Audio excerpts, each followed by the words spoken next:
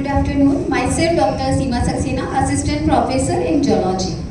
My question number is question number 27, and this question is about the nesting and feeding behavior in Indian squirrel. In this question, three statements are given for the nesting and feeding behavior of squirrel. The first statement is about the nesting behavior, and second and third about the feeding behavior of squirrel. Now we come to the statement first. Next slide please. This statement is about the nesting behavior of squirrel.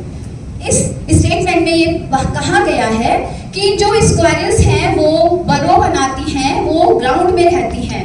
But this statement is incorrect because squirrel make their nest in the tree trunk, in any hole and in any hollow cavities that are present above the 8 feet above the earth.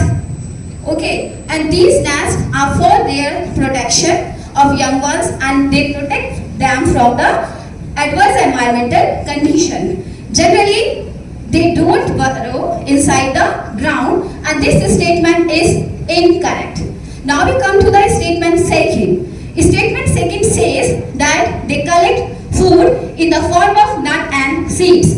But this statement is also partially incorrect. Why? Because they collect food material, small food material in their nest, and large food material, large quantity of food material is stored in the burrow that is present in the ground. But not all the species of squirrel collect food material. Only few of the species, including Indian squirrel, collect the food material in the burrow. So this statement is partially correct. Now we come to the third statement, and this third statement told that squirrels are omnivorous. What are omnivorous? Basically, on the basis of feeding habits, animals are of three kinds. These are herbivorous, carnivorous and omnivorous. Herbivorous plant eaters होते हैं, carnivorous flesh eaters, and omnivorous that can eat plant as well as insects.